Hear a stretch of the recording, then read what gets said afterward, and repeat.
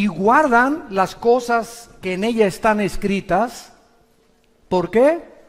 Porque el tiempo está cerca. Para muchos de ustedes, más cerca de lo que se imaginan. Y mucho. 1945, en el proyecto Manhattan, el doctor Henry Fermi y Oppenheimer, alemán, desarrollan la primera bomba atómica bombardeando el uranio 235 y se inicia la era nuclear. 1952 explota la primera bomba de hidrógeno. 1954 el primer satélite en el mundo lo lanza Rusia. 1969 llegamos a la luna. Y 1970 en adelante, ¿qué nos sorprende? El internet, la época cibernética, los chips, iPhone, ahorita una computadora de un año y es obsoleta para el próximo año. Es impresionante la forma como el ser humano evolucionó tecnológica y científicamente en menos de 50 años. Y esto estaba profetizado por el profeta Daniel en el capítulo 12, versículo 4, que antes de que Cristo regresara, el conocimiento iba a aumentar. Ahora, cuando abrimos el libro del Apocalipsis, tenemos un libro que fue escrito hace 2000 años, damas y caballeros, con los descubrimientos científicos que manifiesta este libro impresionantes a la luz y a la relevancia de los acontecimientos que nos rodean actualmente en el siglo XXI. Y nunca como en esta época, la gente había estado tan confundida, religiosa, política, filosóficamente, como en el siglo XXI, a pesar de que en el siglo XX se alcanzaron los más grandes descubrimientos y los más grandes avances tecnológicos. El siglo XX también fue el siglo donde más ateos surgieron. Sigmund Freud, Friedrich Nietzsche, el padre del comunismo, fascismo y nazismo, Richard Dawkins, Jean-Paul Sartre, Samuel Harris, Bertrand Russell, y todos estos hombres que se levantaron agrediendo al cristianismo, cuando antes de ellos los más grandes científicos y las más grandes mentes brillantes fueron cristianos, como Isaac Newton, como Pasteur, como Blaise Pascal, como Alberto Einstein, que mismo Einstein, aunque nunca aceptó ser cristiano, nunca jamás negó la existencia de una fuerza, de un creador que estaba detrás del universo. Pero llega el siglo XX con los descubrimientos científicos y los avances tecnológicos y el hombre se ensoberbece contra Dios. Y lo único que hemos hecho ha sido el ridículo como administradores de Dios, porque estamos enfrentando una tercera guerra mundial a pesar de todos nuestros descubrimientos y nuestra supuesta tecnología que hemos alcanzado. La palabra Apocalipsis significa en el griego descorrer la cortina.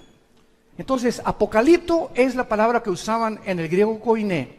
Cuando, por ejemplo, cubrían una estatua, hagan de cuenta que cubrían la estatua de David, y cuando jalaban la cortina, quedaba al descubierto y la gente decía apocalipto. Actualmente, cuando la exhibición de los mejores vehículos que hay en Ginebra, en Europa o en Alemania o en Francia, tiene el Lamborghini o la última producción del último Ferrari, los cubren, nadie sabe cómo es el diseño, se hace una cóctel y se juntan a todos los más grandes millonarios que puedan existir de diferentes empresas, y cuando quitan la cortina, el carro queda al descubierto, y correr la cortina se llama apocalipto, o sea, apocalipsis. Dios nos corre la cortina en este libro y nos permite asomarnos a una ventana de lo que nadie puede haber podido percibir más que a través del poder del Espíritu Santo. Dios nos permite asomarnos al futuro, donde va a terminar la humanidad. Y esta es la razón por la cual se le llama el Apocalipsis. En inglés lo tradujeron literalmente con la palabra revelation, que es la revelación o el quitar algo, o se descubre algo para que podamos ver el plan de Dios para aquellos que se consideran en esta mañana dichosos de escuchar estas palabras. En el capítulo 6 del libro del Apocalipsis encontramos los famosos 4 caballos. El autor de este libro fue el último de los apóstoles. Y esto lo digo enfáticamente porque ya no hay apóstoles. Existe el apostolado, pero no el oficio del apóstol que tuvieron los 12 hombres que siguieron a Cristo. Porque Pablo se considera como el último apóstol. Y Juan, siendo el último apóstol, muere a los 95 años de edad. Y después de Juan siguen los padres de la iglesia: Jerónimo, Tertuliano, Policarpo. Ninguno de ellos se adjudicó el nombre de apóstol, y pasaron 2000 años sin que nadie pudiera atreverse a decir, pues soy apóstol, ¿verdad? Pero vivimos una época tan confundida, donde han entrado al cristianismo tantas barbaridades y tantas herejías, que la gente ya no sabe qué creer, qué es verdad y qué no es verdad. Y cuando llegamos a este punto de falta de discernimiento espiritual, es la campana más grande de alarma también de que realmente nos encontramos en la apostasía que se profetiza en la Biblia antes de que Cristo venga. La Biblia no profetiza ningún avivamiento antes de que Cristo venga. Va a haber remanentes en varias partes, pero no hay tal cosa como México para Cristo, o Guatemala para Cristo, o Argentina para Cristo. Esto no existe en la Biblia hasta el capítulo 22, cuando las naciones volverán otra vez a visitar y a hincarse y a confesar que Jesucristo es el Señor. Antes de que Cristo venga, el mundo irá de mal en peor. Sobre muchos cristianos resplandecerá la luz, pero el mundo será cubierto de tinieblas. Y la apostasía, que es el apartarse de las verdades de la Biblia, está a nuestro alrededor. El apóstol Juan, a los 90 años, está exiliado por el emperador Vespasiano romano en la isla de Patmos. Si ustedes van a Grecia, enfrente de Grecia o en medio está el mar Egeo, y todavía existe esta isla. Y hay visitas y tours para visitar la isla donde el apóstol Juan recibió esta revelación. Juan se encontraba completamente ya, tal vez valdría la pena haber sido cristiano, cargado de cadenas, porque los exiliados políticos en Roma les hacían ponerse la ropa y al llegar ahí nunca se las cambiaban. Morían en su excremento, en su orín. No podían cambiarse nada, y era la forma en que los torturaban para morir. Imagínense el apóstol Juan, que años antes estuvo en la cruz con la Virgen María, la Madre de Jesús, y María Magdalena, viendo al Señor morir. Ahora se encontraba a los 90 años de edad, tal vez preguntándose, ¿valió la pena o no valió la pena? Cuando el apóstol Juan en el capítulo 1 voltea y encuentra a una figura con los ojos como llama de fuego, con el pelo blanco como lino, con un cinturón fajado de oro sobre un vestido de lino, y los pies refulgentes como el bronce. Juan, ante esta apariencia de esta entidad espiritual desconocida para él en ese momento, cae al suelo y se acerca esta figura detrás de él y le pone la mano y le dice: no temas, yo soy el que estuve muerto, mas he aquí que vivo por los siglos de los siglos, y tengo las llaves del infierno y tengo las llaves de la muerte. Escribe las cosas que son, las que van a ser y las que han sido. Y esto es lo que contiene los 22 capítulos de este libro maravilloso. Y cuando llegamos al capítulo 6, nos encontramos que 2600 años atrás, ahorita, en el libro de Daniel, hubo una profecía en el capítulo 9, versículo 24 al 27, que se llama las 70 semanas de Daniel. Damas y caballeros, la Biblia no es de interpretación privada. Nadie puede atreverse a decir, voy a enseñar Apocalipsis o voy a estudiar Apocalipsis sin conocer el libro de Daniel, ni entender las profecías de Daniel, ni las de Ezequiel, porque la Biblia es la suma del conocimiento y los pensamientos de Dios. Y esta es la razón por la cual existen sectas, que es una secta. Es una agrupación de personas que sacan un versículo sin tener en cuenta el contexto ni los demás pasajes de la Biblia, desarrollan una verdad que la llevan a un extremo y se convierte en una herejía. Entonces, es una herejía, es una verdad llevada al extremo. Y ese es el cuidado que debemos de tener, de trazar bien la palabra de verdad. El apóstol Daniel, el profeta Daniel, recibe una visión en el capítulo 7, 8 y 12 de su libro. Y dice esta visión que Dios le da a Israel 490 años para terminar su programa con ellos. Se llama la profecía de las 70 semanas de Daniel. Y entonces en el capítulo 9 de Daniel, y esto es impresionante a la luz de las matemáticas actuales, porque Dios le dice a Daniel, desde el momento en que salga la orden de la restauración de las murallas de Jerusalén y el templo hasta el Mesías, habrá 483 años. Véanlo, está en todas las Biblias, y exacta y matemáticamente, desde que se dio la orden, Nehemías capítulo 2, versículo 1 al 4, por el rey Artajerjes, que se inicia la reconstrucción de Jerusalén, hasta Cristo son los 483 años que se profetizó 600 años antes que Jesús hiciera su aparición en el escenario mundial. Esto es increíble, porque esta exactitud solamente Dios la podría tener. Y el domingo de Ramos, cuando Cristo entra en un burrito a la ciudad de Jerusalén, lleno de lágrimas, diciéndole a Jerusalén, Jerusalén, Jerusalén, ¿cuántos tiempo quise como la gallina juntar a los pollitos y tú no quisiste? No has conocido el tiempo de tu visitación. Y esas palabras de Cristo hace 2000 años son las palabras que te dice a ti en esta mañana. Muchos de ustedes en esta mañana, Dios los está visitando. Dios te quiere visitar, Dios te quiere hablar, Dios te quiere decir que tú lo necesitas y que tú necesitas invitar a Cristo como tu Salvador. Pero es la forma como Dios trabaja con el tiempo. Entonces, 483 años se cumplieron, pero faltan 7 años para que se cumpla la profecía de los 490 años. Y el capítulo 6 de Apocalipsis al capítulo 19 son la semana 70, o la última semana que se conoce en el Nuevo Testamento como la tribulación y la gran tribulación, donde la iglesia no puede estar ya. ¿Por qué? Porque el momento que nosotros salgamos de este mundo y millones de personas vamos a desaparecer, tal vez mañana, tal vez ahorita saliendo, el mes que entra, el año que entra, no sé cuándo, pero cuando la iglesia desaparezca, entonces se van a abrir las puertas de la maldad. Dice en segunda Tesalonicenses 2 el apóstol Pablo que ahorita hay una fuerza que está deteniendo que la maldad no se desborde como debería desbordarse.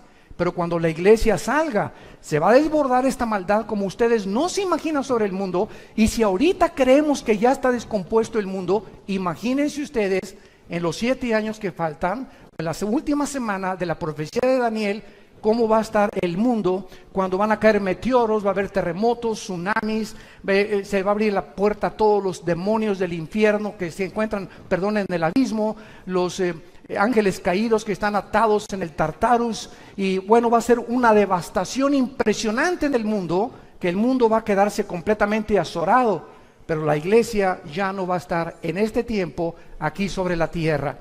Entonces, en el capítulo 6, comenzamos con los juicios, que son los 4 jinetes del Apocalipsis. Y dice la Biblia que cuando el Cordero abrió uno de los sellos, versículo 1, oí a uno de los 4 seres vivientes decir, como con voz de trueno, ven y mira. Y miré un caballo blanco, y el que lo montaba tenía un arco. Le fue dada una corona y salió venciendo y para vencer.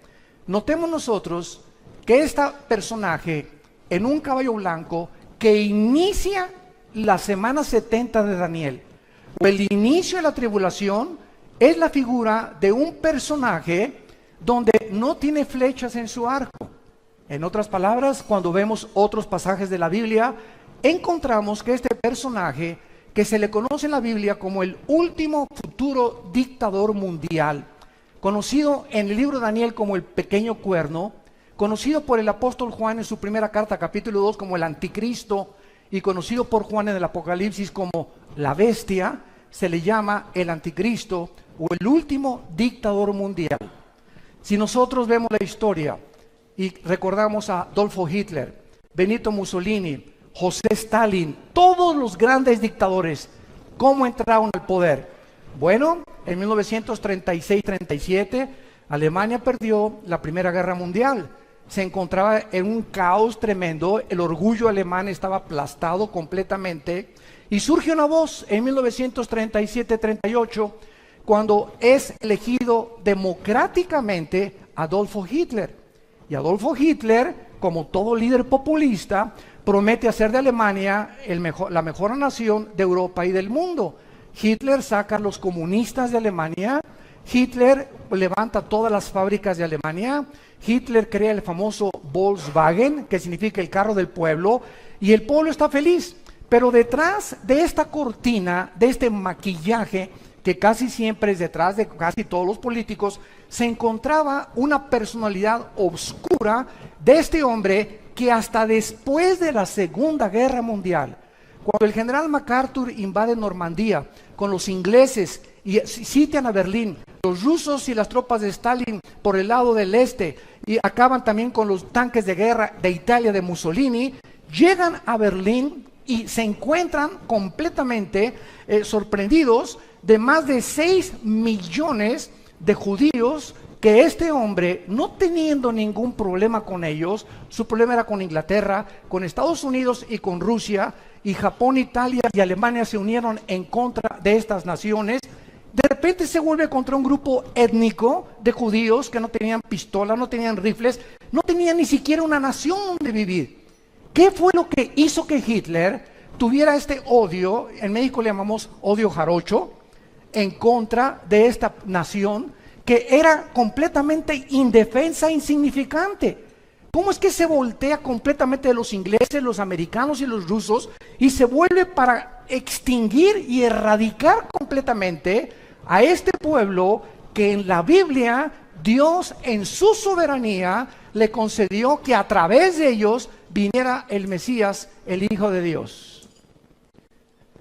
Una de las preguntas que casi siempre nos hacen en los seminarios teológicos es la siguiente: ¿qué acaso los judíos es un pueblo especial o son más consentidos que los árabes o con los palestinos? De ninguna manera. El hecho es que la ignorancia del plan de Dios hace que la gente se desvíe y comience a hablar cosas que no entiende. Dios desde el principio de la humanidad tenía que escoger un punto geográfico en el globo terráqueo para centrar en ese globo terráqueo, número uno, que a través de ese pueblo pudiera ese pueblo comenzar a través de los sumerios, de los egipcios, de los babilonios y de todas estas tribus y civilizaciones antiguas, dar testimonio de que Dios es uno solo. Fue el primer pueblo que comenzó a divulgar el monoteísmo, la nación de Israel, a través de Abraham y de las 12 tribus que Dios formó. La segunda razón es para que a través de ellos tuviéramos nosotros la Biblia. Y cuando alguien dice, ¿y por qué los judíos? ¿Y por qué no los mexicanos? Y si hubieran sido los mexicanos, los costarricenses o los ticos nos hubieran dicho, ¿y por qué no los ticos? ¿Y por qué no los españoles? La cuestión es que Dios es soberano.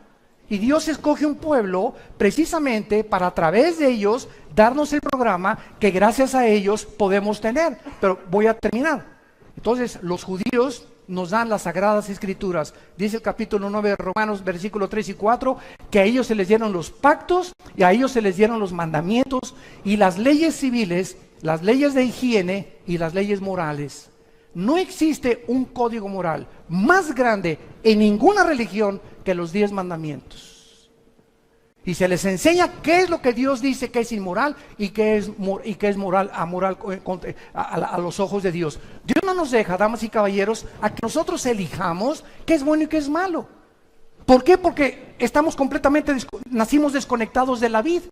Y cuando una rama nace desconectada de la vid de un árbol, ¿qué produce? Nada. Y estamos tratando de producir fruto sin tener contacto con Dios. Y nuestro fruto ha sido un fruto podrido en casi 6,000 años de historia. Viene Jesucristo a unirnos a la vid, a decirnos cómo podemos conectarnos con la fuente de energía, cómo podemos recuperar la dignidad que tenemos como seres humanos de haber sido creados a la imagen y semejanza de Dios. Y esa es la labor que Jesucristo viene a hacer del tercer cielo, a decirnos cómo podemos nosotros ir a Dios.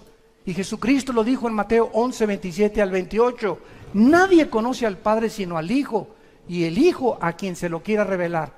¿Qué dice la Biblia? Que no hay nadie que conozca a Dios. Tú te puedes irte allá a Chapultepec a practicar budismo zen, y flor de loto, y yoga, y dime lo que tú quieras. No hay forma, de acuerdo a la Biblia, de conocer a Dios si antes no conoces a su Hijo. porque es su Hijo el que vino a revelarnos al Padre. Y antes de que tú conozcas a Dios y tengas contacto con Dios, tienes que tener contacto primero con su Hijo Jesucristo. Y cuando tú oyes las palabras de Jesucristo y comienzas a seguirlo, Él nos conecta, Él nos abre la puerta, Él nos revela al Padre, entra a tu vida y comienzas a tener iluminación y entendimiento acerca de por qué naciste, de dónde venimos, quiénes somos, hacia dónde nos dirigimos. La ciencia jamás nos podrá contestar estas tres incógnitas que han permeado la filosofía desde hace 6,000 años. Porque para que la ciencia nos diga de dónde venimos, tiene que ser repetitivo. Si no es repetitivo, no es científico. Nadie nos puede decir quiénes somos. El pobre doctor Sigmund Freud lo intentó hace casi un siglo. Pues yo creo que el problema humano está en la mente. William Shakespeare es el defecto trágico. Karl Marx no es la lucha de clases. Y todos los líderes y todos han tratado de opinar por qué el hombre es autodestructivo, por qué estamos tan confundidos, por qué hay tanta corrupción, por qué hay tantas cosas dentro de nuestra alma que nos llevan a hacer cosas que no queremos hacer. Yo recuerdo cuando tenía 18 años que mi padre me lo dijo, yo también estuve en el alcoholismo. Mírate, Armando, ¿cómo estás? Y me acuerdo que le contesté a mi papá, papá, ¿y qué hago? Si me gusta el trago, pero es que te hace mal a la cirrosis y todo. Lo entiendo, el cigarro te hace mal y dice, este producto es nocivo. Pregúntale al que fuma, ¿por qué lo hace? ¿Por qué te estás autodestruyendo? Porque la Biblia dice que somos autodestructivos y necesitamos a Dios para podernos sacar, no alcohólicos anónimos, no marihuanos anónimos, no locos anónimos, sino la sangre de Jesucristo es la medicina que Dios nos da para poder sanar nuestra condición con la cual nacimos. Esta es la razón por la cual este hombre, el anticristo, voy a hablar más de esto hoy en la tarde, hoy en la conferencia en la tarde, va a tratar sobre el tema del anticristo, lo vamos a ampliar más, pero vemos que nosotros, que cuando comience la tribulación, el anticristo va a surgir, escúchenme muy bien, con mucho cuidado, de acuerdo a la Biblia, 5 naciones de Europa y 5 naciones del Medio Oriente se van a unir para formar una confederación política que representan los 10 dedos de la estatua de Nabucodonosor y los 10 cuernos en Apocalipsis 17, que es el último gobierno que el anticristo va a formar. En otras palabras, no le creas a nadie, no se metan a internet ni a YouTube de tantas mentiras que hay. Que el anticristo iba a ser el pobre de Obama. Ahora dice que también el güero Trump va a ser el anticristo, que es el Papa, que el príncipe Felipe de España, que los reyes de Holanda, bueno, hasta el esposo de la reina Isabel en Inglaterra algún tiempo lo que tacharon como el anticristo. Nadie puede saber quién es el anticristo, nadie, hasta que no oigamos, se juntaron 5 naciones de Europa y 5 naciones del Medio Oriente que pertenecieron al antiguo imperio romano, lo cual desarrollaré también hoy en la tarde. Y cuando ellos se junten, ya que esté esta confederación política unida, de acuerdo a Daniel capítulo 7, de entre esos 10 reyes o 10 naciones surge el anticristo como un gobernante insignificante, por eso se le llama el cuerno pequeño. Entonces, cuando esto suceda, nosotros en esos días, o tal vez a las 24 horas, a los 48, desaparecemos del mundo. Ya no vamos a estar aquí. Tal vez ni quien lo quiera conocer. Pero este hombre va a entrar como entró Adolfo Hitler, con la paz, con la bandera blanca de la paz. Peace and love.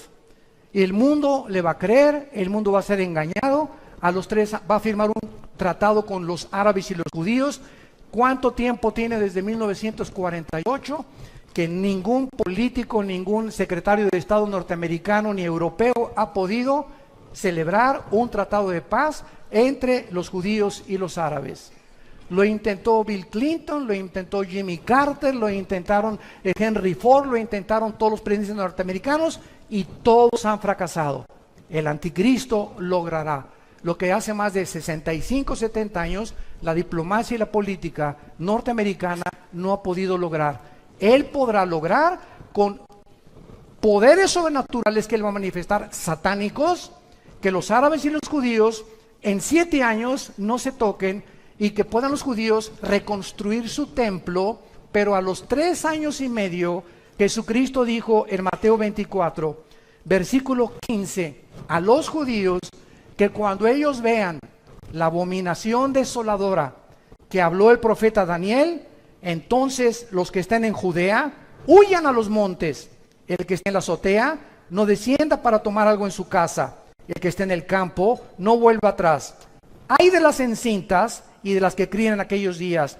Oren porque vuestra huida no sea en invierno ni en día de reposo, porque habrá entonces gran tribulación. Palabras de Jesús, Mateo 24, 15 en adelante, cual no la ha habido desde el principio del mundo hasta ahora.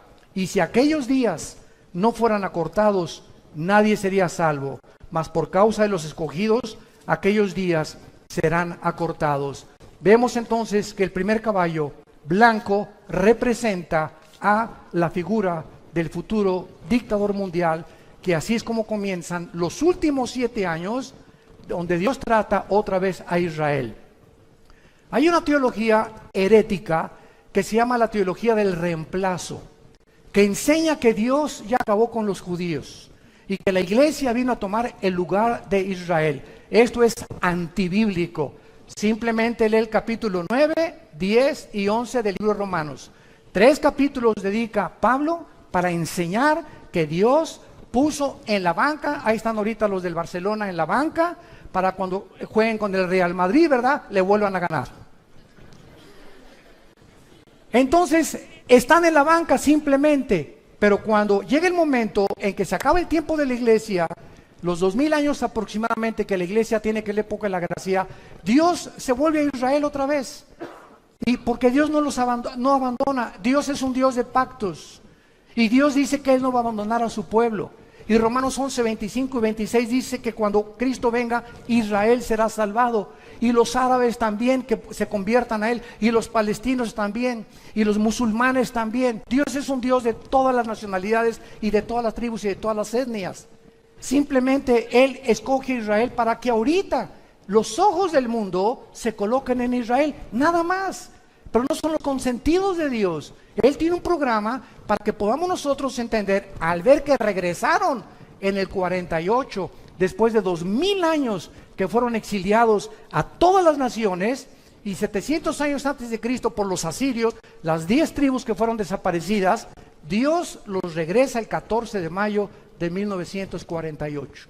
Ante los ojos expectantes del mundo, una nación se constituye en un estado soberano e independiente en un solo día. Esto jamás en la historia ha sucedido. Vemos en segundo lugar el segundo jinete del Apocalipsis en el versículo 3, Apocalipsis capítulo 6. Cuando abrió el segundo sello, oí al segundo ser viviente que decía: ven y mira. Y salió otro caballo bermejo, o sea, rojo, y al que lo montaba le fue dado poder de quitar de la tierra la paz, y que se mataran unos a otros, y se le dio una gran espada. Damas y caballeros, ¿sabían ustedes que nosotros somos la primer generación en la historia con el suficiente armamento nuclear para destruirnos en medio minuto?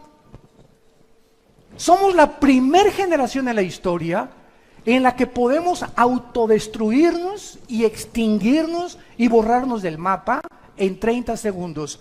Escuchen esto, entre las capacidades nucleares, para que tengan ustedes una idea, y no solamente lleguen hoy en la noche a ver Ricas y Famosas, por el amor de Dios, ya hay que poner nuestros ojos en otras cosas más importantes que están relacionadas con la eternidad.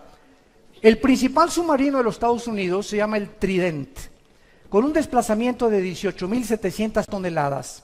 Él puede navegar a millas náuticas, a 20 nudos que son millas náuticas por hora, y es más rápido y con 60.000 caballos de fuerza. Este submarino, el Trident, tiene el angelito 24 misiles nucleares, un solo submarino Trident. Tiene más de 25 Estados Unidos. Ahorita hay más de 15 en el mar de Japón y alrededor de Corea del Norte, porque esta persona psicópata, de esquizofrénico, desquiciado, líder de Corea del Norte, está a punto de bombardear a Japón o a Israel o lanzar un misil contra Corea del Sur. Él no va a atacar a Estados Unidos, porque entonces ya podría Estados Unidos tener la justificación. Pero si él ataca a Corea del Sur, donde hay 35,000 Marines o marinos americanos estacionados, o si ataca a Japón o si ataca a Israel, Estados Unidos tiene que entrar a la guerra. Y al entrar Estados Unidos va a entrar Rusia, Irán y la China. Y nos encontraríamos con el cuarto sello que vamos a ver a continuación, donde va a morir una cuarta parte de la población del mundo. Estamos hablando de 2 billones, escuchen bien, B de burro, billones de seres humanos morirán en la cuarta parte del mundo en el cuarto sello. Somos la primera generación que tenemos estas armas nucleares. Los submarinos rusos es el Tifón, el principal de ellos, con un desplazamiento de 25.500 toneladas.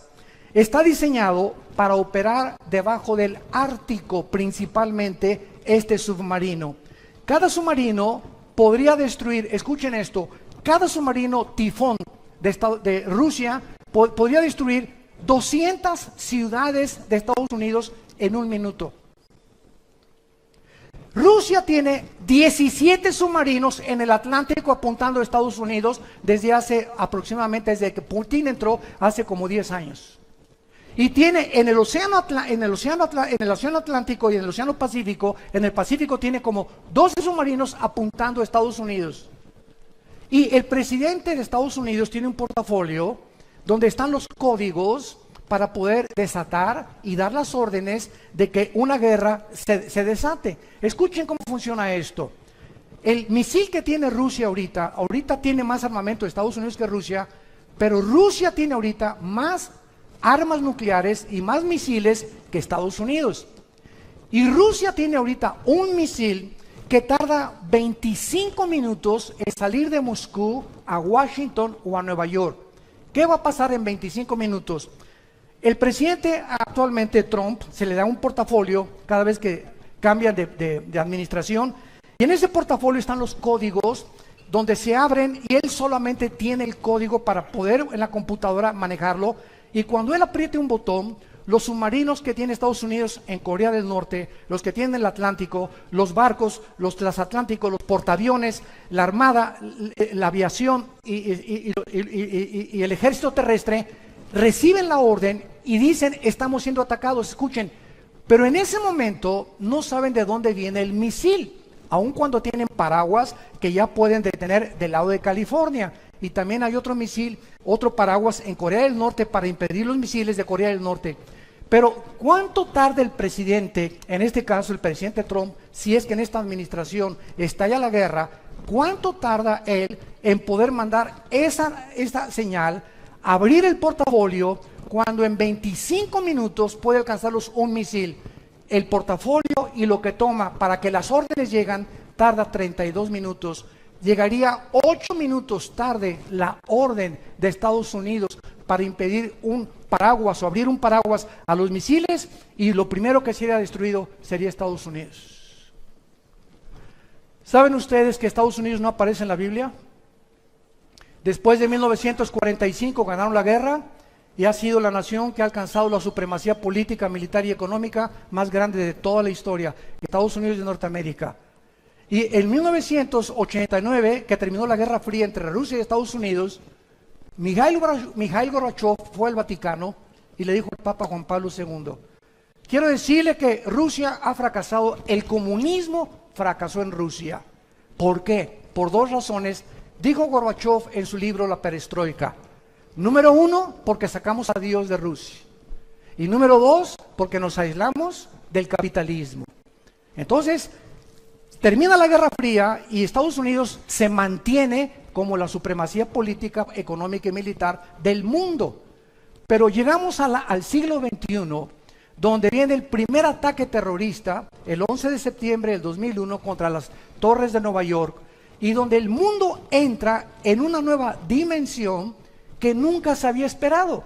La Primera Guerra Mundial, la Segunda Guerra Mundial pelearon contra soldados vestidos unos de blanco, otros de negro, y sabías quién era tu enemigo. Pero entra el terrorismo en el siglo XXI, donde, por ejemplo, el grupo ISIS, que trata de establecer el califato y quitar la frontera entre Irak y entre Siria, no tienen uniforme. Entonces, los aviones F-21 que ya Estados Unidos tiene y que está manejando Israel, no pueden bombardear donde está ISIS, porque entonces los acusan de genocidio, porque no saben cuándo son civiles o cuando son personas disfrazadas de guerreros del ISIS.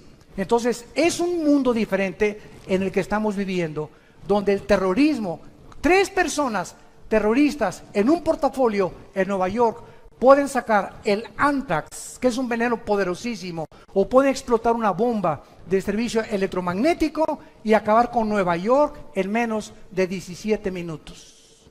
Solamente 3 terroristas se necesitan para hacer eso. Ahora bien, ¿por qué no aparece Estados Unidos de Norteamérica en Estados Unidos? Y también hay malas noticias, tampoco Querétaro. Escuchen lo que les voy a decir. Si en el 4º sello que vamos a ver muere una 1/4 parte de la humanidad, en la Biblia, las naciones, cuando Cristo regrese, las únicas naciones que van a sobrevivir, o los continentes que van a sobrevivir, va a ser Europa y parte del Medio Oriente con el Asia Menor. América desaparece del mapa terráqueo. ¿De dónde van a morir 2 billones de personas, que es la 1/4 parte de la humanidad? Somos ahorita 7.6 billones de seres humanos. Y si desaparece la 1/4 parte, estamos hablando de 2 billones de seres humanos. Y desde Alaska hasta la Patagonia, todo el continente americano, somos aproximadamente 1.200 o 1.300 millones de personas. Así que desaparecería todo el continente americano en una guerra nuclear. ¿Por qué? Porque nosotros, por estar junto a Estados Unidos, somos el blanco número 1. Pero gracias a Dios que nosotros ya no vamos a estar aquí. Y si esto viene, ¿verdad?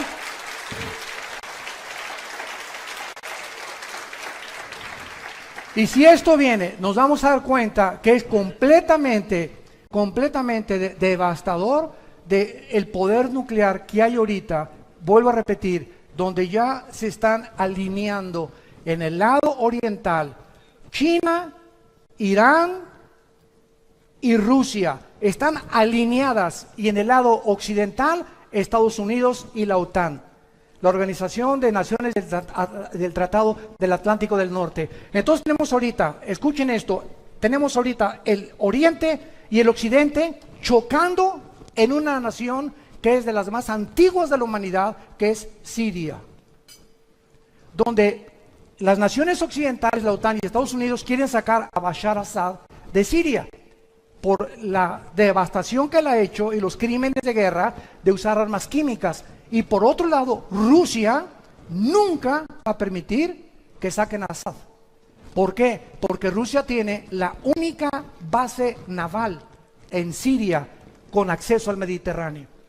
Entonces, el día que destruyan Siria, y el día que la OTAN o Estados Unidos pudiera sacar a Assad, entonces Rusia quedaría aislada e Irán le provee todas las armas a los de ISIS, e Irán le provee todas las armas a todos los rebeldes que quieren sacar a Siria, y vemos una pantomima increíble de intereses económicos en el Medio Oriente.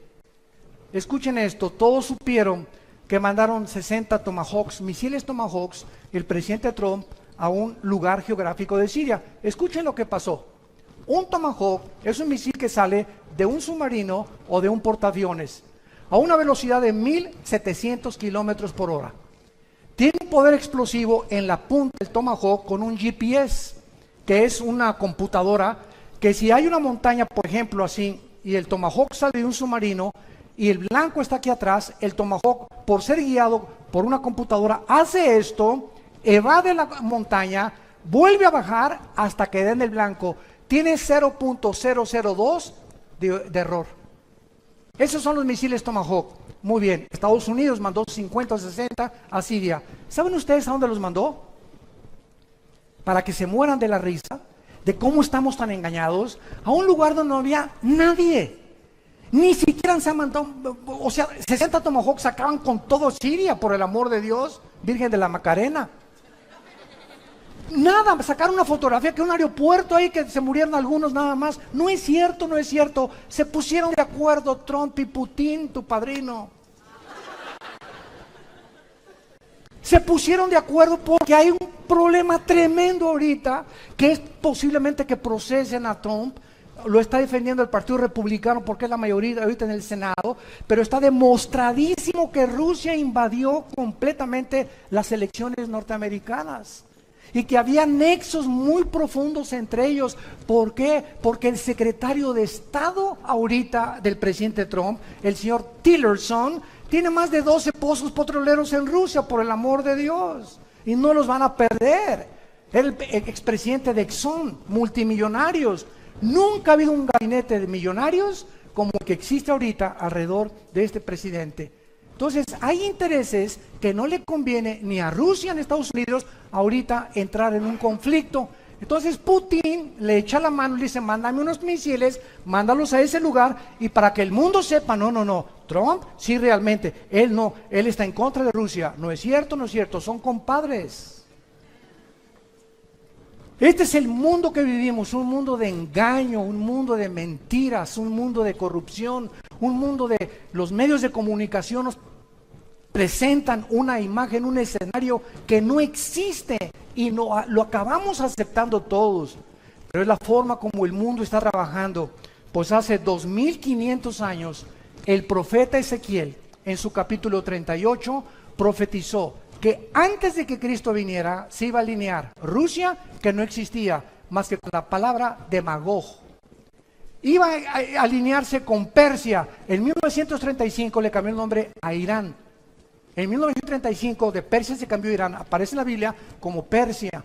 Y se iba a unir a ellos también la China como los reyes del Oriente, Apocalipsis 16. Y se iba a unir entonces China, Irán y Rusia en contra del Occidente, tal como ahorita los periódicos de mañana en la mañana lo están notificando al mundo. Y si tú quieres saber que hay una luz, no consultes por favor a Walter Mercado, ni a la bruja, ni a los mediums, ni a la doctora Corazón, ni a tantas barbaridades que encontramos por el mundo. La Biblia es la palabra profética más segura, a la cual haríamos bien en estar atentos como una luz. La única luz que hay está aquí.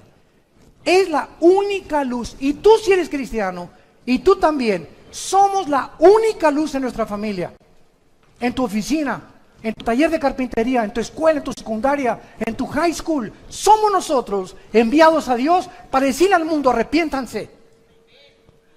Cambia tu manera de pensar. Tú no puedes seguir con esta vida que tú estás llevando, te vas a autodestruir. Ya lo oímos en el testimonio, es uno de millones de personas que viven vacíos. Este señor que está presidente ahorita en Estados Unidos, uno se dice, oye, pero con este dinero, ¿por qué no se retira con sus nietos? Por el amor de Dios. Ahora hace un mes mandó un tweet que estaba arrepentido de haber aceptado la presidencia, que nunca se imaginó que era tan grande las cargas que iba a tener, cuando en su campaña, no, son chiles en nogada, hombre, cualquier cosa, no. Vamos a, ¿verdad? Vamos a poder, no, es como le dicen, ¿verdad? Pie in the fingers en inglés, o sea, es cualquier cosa la presidencia. Y ahorita tiene más de 2 meses, escuchen esto, más de 2 meses aislado, escuchen esto, este hombre en la Casa Blanca, sin su esposa, sin sus hijos y sin su hijo menor de edad.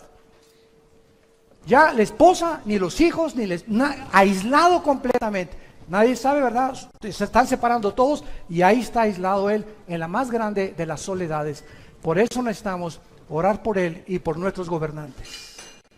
Porque cuando prueban el gobierno, cuando prueban el poder, cuando sube el artista ya a la cumbre, cuando sube el cantante a la cumbre, cuando Miss Universo llega a la cumbre, cuando llegas a la presidencia y a ser diputado y a ser juez, allá arriba, sin Dios, las alturas marean. Nos descompone el poder y el aplauso y el dinero sin Dios. Por eso dice Proverbios el rey Salomón, adquiere sabiduría antes que plata y oro precioso. ¿Por qué? Porque si Dios te da dinero y tú no tienes la sabiduría para usar ese dinero, se convierte en una maldición. En una maldición. Ahorita, el misterio más grande que hay ahorita aquí en la República Mexicana es ¿dónde está el dinero del Chapo? Nadie lo sabe. Antes de morir, un líder más grande que él, Pablo Escobar en Colombia, su hijo que anda testificando por todo Brasil y por toda Sudamérica, el hijo de Pablo Escobar, lo dice. Mi padre teníamos cuartos llenos de dinero. Un día tenía fiebre una de mis hermanitas, quemamos como $1 millón para calentarla, porque no sabíamos en qué gastarlo. No lo podíamos meter al banco, no podíamos usarlo porque todos nos tenían fichados. Ese es el poder, es una mentira. Y toda la gente sigue buscando eso. Sin Dios nunca disfrutarás nada. Más vale plato de legumbres donde hay amor, que de buey engordado donde hay odio. Y vemos en tercer lugar el caballo negro, que es la peste y el hambre en el mundo. Cuando abrió el tercer sello, versículo 5, el tercer ser viviente dijo: ven y mira, he aquí un caballo negro, y el que lo montaba tenía una balanza en la mano, y oí una voz del medio de los 4 seres vivientes que decía: 2 libras de trigo por 1 denario, y 6 libras de cebada por 1 denario, pero no dañes el aceite ni el vino. Estas palabras significan una hambre tan tremenda que se viene sobre la humanidad, que 1 denario era el salario que un obrero ganaba diario. Entonces, 1 barra de pan no va a alcanzar ni siquiera para comprar con 1 día de salario mínimo.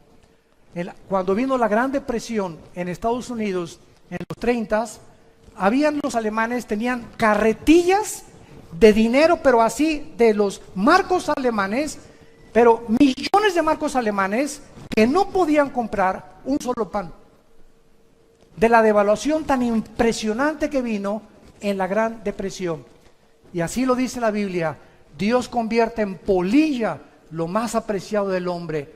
En lo que tú has puesto tu esperanza ahorita, en tu trabajo, en tu dinero, en tu poder, en tu posición, así, pero de la noche a la mañana, Dios te puede decir: se acabó.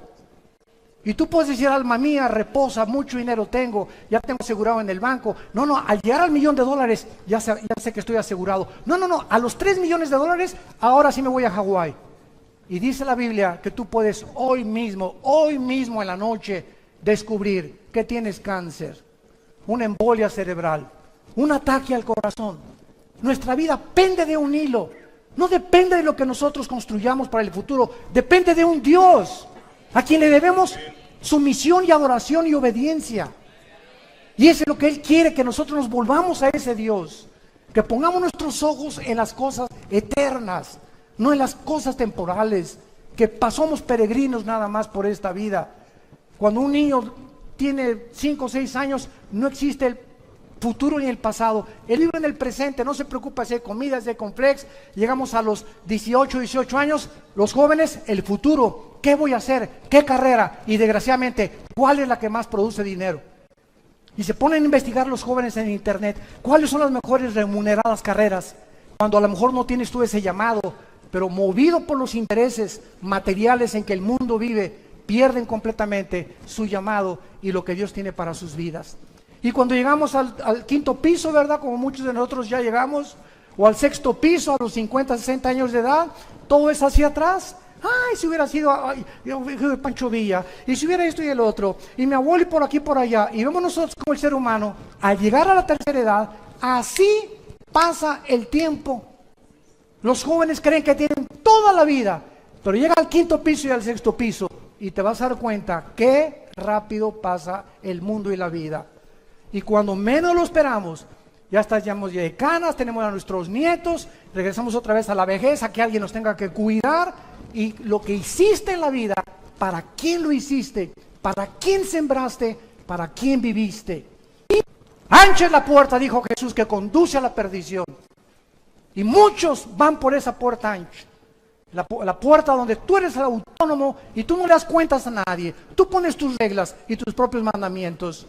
Pero angosta es la puerta que conduce a la salvación y pocos son los que entran por ella. Porque si tú no cargas tu cruz, dijo Jesús, si tú no cargas tu cruz y no te niegas a ti mismo, no entrarás al reino de los cielos. El hambre, de acuerdo a la FAO, hay más de 2.000 millones de personas ahora muriéndose de hambre. El 50% de las personas pobres viven en el Asia del Sur. India y Bangladesh, y otra sexta parte vive en el sureste de Asia, el resto en Latinoamérica y en el Medio Oriente. En la ONU existen, de acuerdo a los datos de la ONU, más de 200 millones de infantes que diario van a la cama con hambre. Y tú tienes por lo menos totopos, cornflakes, leche. ¿No le das gracias a Dios por eso? Por la casa que tenemos, por las nubes que nos rodean, por las montañas, por el aire. Estamos vivos, oh Dios. La familia es el tesoro más grande que Dios nos ha dado. Gracias, Señor, por mi esposa que me has dado, mis hijos, mis nietos. ¿Cuántos de ustedes van a vacaciones a Acapulco, a Puerto Vallarta? Y hasta las vacaciones llevan su computadora y ahí están en el hotel, en lugar de que disfrutes la playa, el sol, las puestas de sol. Ahí estás con tu computadora haciendo negocios y negocios y negocios. Es que yo soy un hombre. Eso no es ser hombre, eso es ser un tonto. Tenemos que entender que la vida es muy corta y que tenemos que disfrutar las cosas pequeñas que son las que más felices nos hacen, que es disfrutar a nuestros hijos.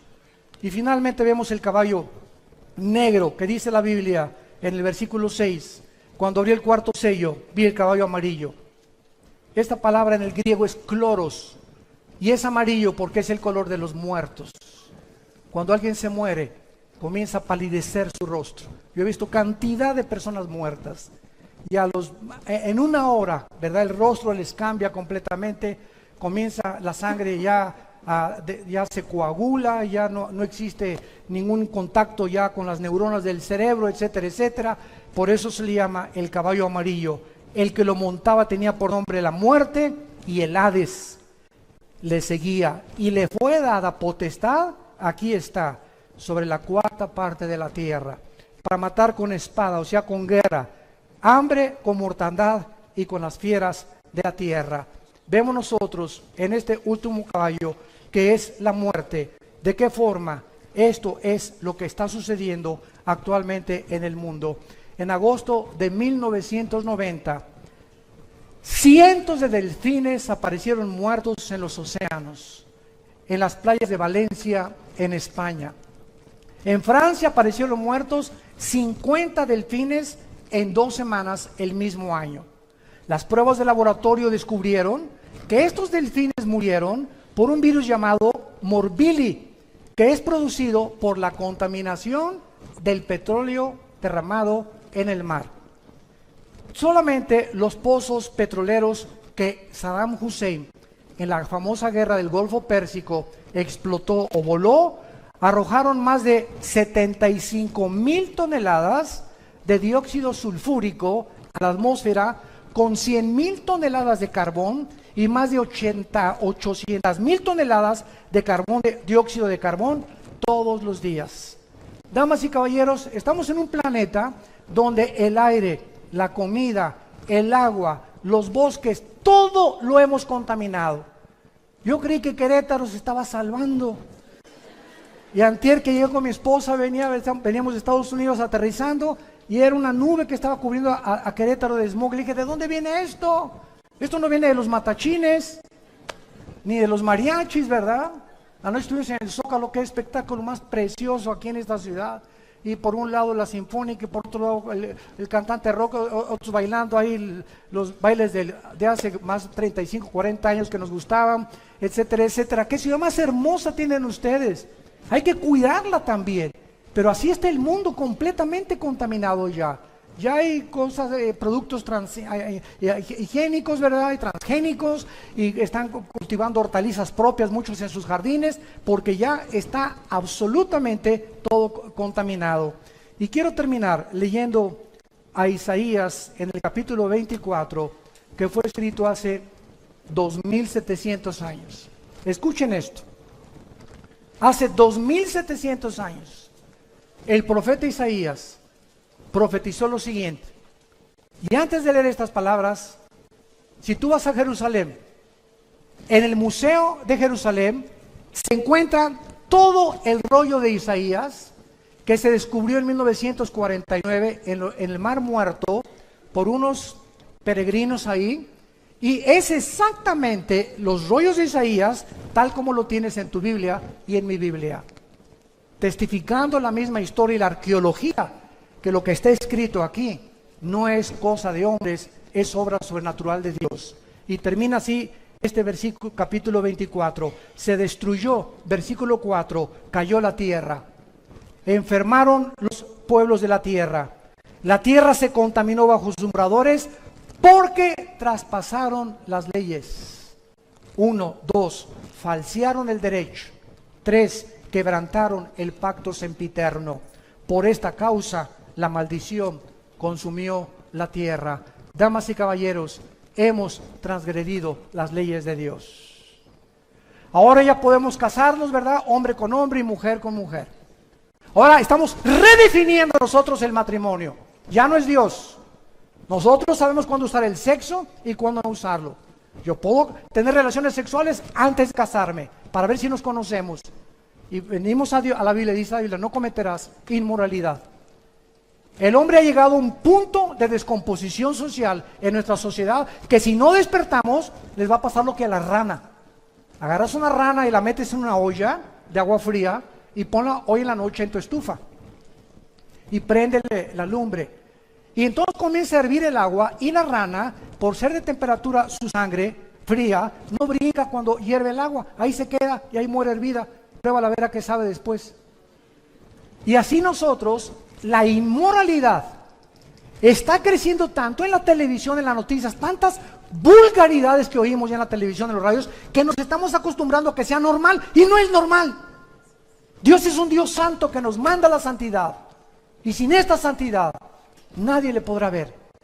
Y Dios nos manda que nos volvamos a Él con todo nuestro corazón y que entendamos que hace 2000 años su Hijo en una cruz dio su vida y resucitó a los 3 días para mostrarnos que viene la resurrección de los muertos y todos los que hicieron lo bueno volverán a vivir eternamente con Él, mas los que hicieron lo malo resucitarán para condenación.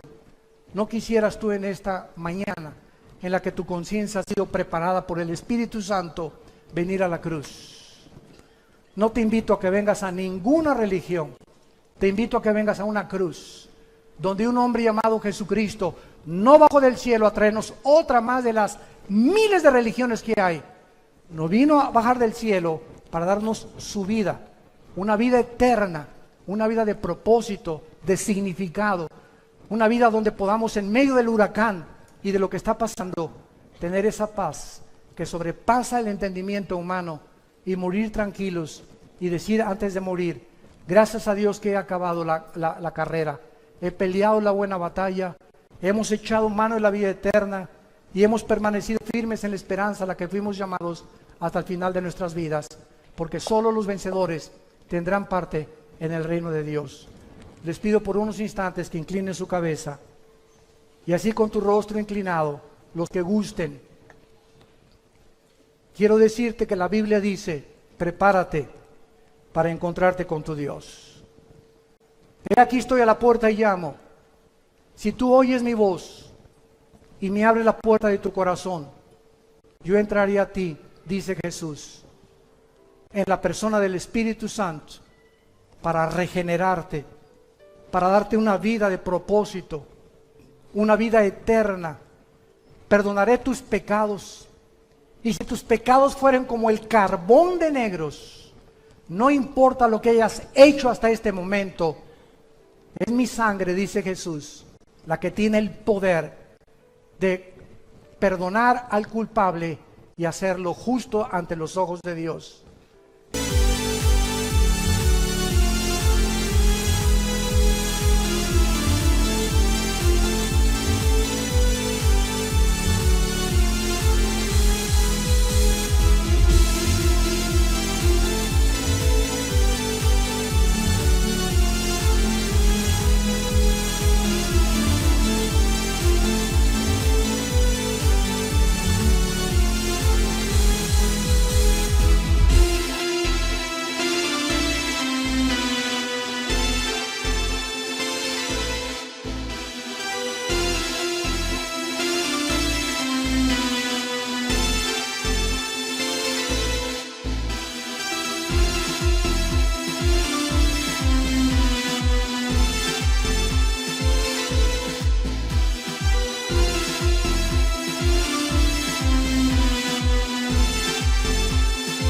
Yo tengo el poder, dice Jesucristo, para cambiar tu vida, tu matrimonio, tus hijos, tu familia, si tan solo tú abres tu corazón y me das oportunidad de entrar y demostrarte que estoy vivo, porque he aquí que vivo por los siglos de los siglos.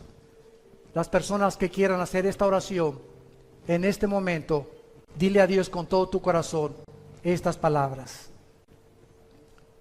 Señor mío y Dios mío, te pido perdón por mi vida.